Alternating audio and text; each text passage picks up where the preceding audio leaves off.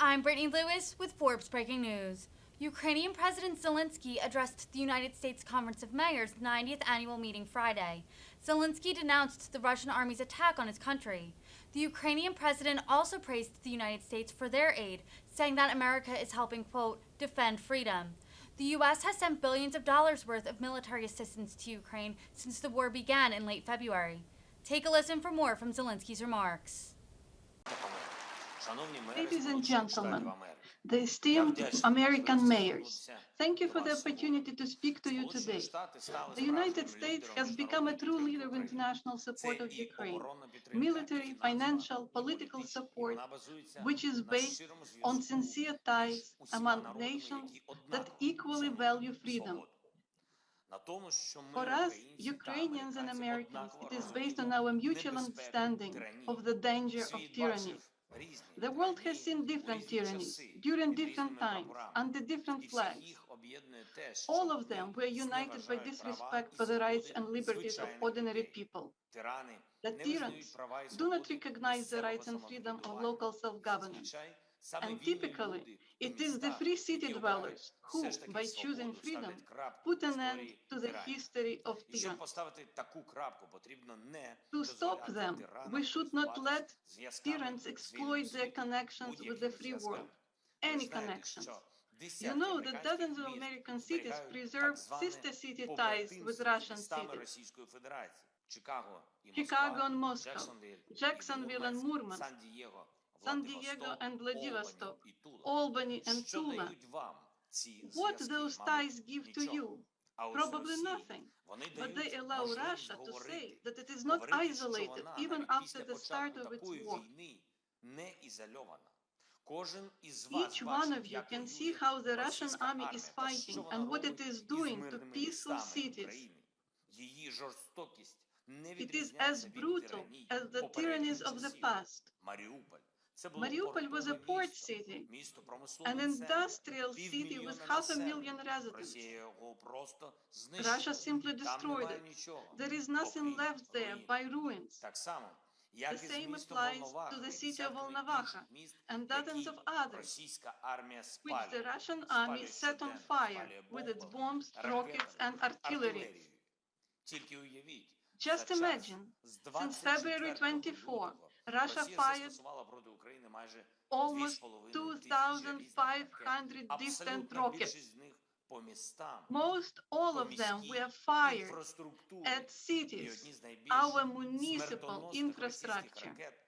Some of the deadliest Russian rockets are designed and manufactured in Yekaterinburg, which still, by the way, remains the sister city of San Jose.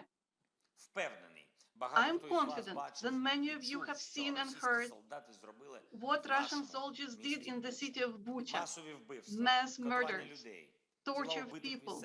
The bodies of killed local residents simply laid on the streets for as long as Russian soldiers remained in towns. One of the Russian brigades which committed those crimes against our people in Bucha was a brigade from Khabarovsk region in Russia. And the capital of that region, the city of Khabarovsk, is still a sister city of Portland, Oregon. Why? I leave this question for you to answer. Now, to restore normal life in Bucha and its territorial community, we have to rebuild almost 2,000 structures. You, as no one else, understand what it means for any city to have 2,000 of its buildings destroyed or damaged by warfare. These are the ordinary residential buildings, schools, sports facilities, hospitals. In total, 3,620 settlements, large cities and small towns fell under Russian occupation since February 24. Each one of them suffered destruction of some scale.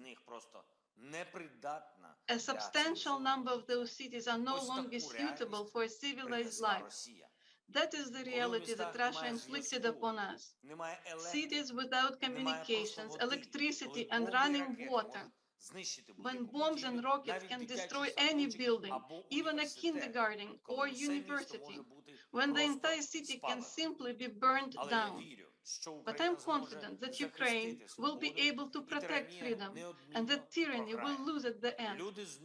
People once again will live peacefully and safely in Ukrainian cities. And in order for that to happen quicker, we have developed an ambitious project of Ukraine's post-war reconstruction. I invite you, your cities, companies, and your business entities to participate in the implementation of this project. You also can be those who decide to defend freedom and destroy tyranny. Thanks to the leadership of the United States and support of all our partners, courageous Ukraine receives the necessary weapons to defend freedom. But we also need to demonstrate economic attractiveness of our free world. That is why we already proposed to our partners to participate in reconstruction of Ukraine. Please become patrons of Ukrainian cities, regions, and industries which had been destroyed by Russian strikes. And please help rebuild them with your most modern technologies. This may become the biggest economic project of our time, which will strengthen Ukraine, as well as every country and every company that will take part in the post-war reconstruction. You can join us in its implementation of this great project. This project will certainly result in economic growth, innovations, and new social opportunities, both for our country and for your respected cities. Ladies and gentlemen, the opening of this year's annual US Mayors Conference fell on the 100th day of Russia's full-scale invasion against Ukraine. The conference agenda includes many issues related to the US domestic politics and the lives of your cities and constituencies. Please remember, the full-scale war in Europe, the destabilization of global markets which had been caused by Russia, has a direct impact on the everyday life of each nation and every city of the free world. That is why, please demand greater pressure on Russia. Please don't help it. Don't make any excuses. Don't maintain relations with Russia. And please, don't let those who became murderers call your cities their sister cities. Please provide even greater assistance to Ukraine. Take part in rebuilding of our towns, cities, and local communities which had been liberated from the invaders. Thank you for your attention.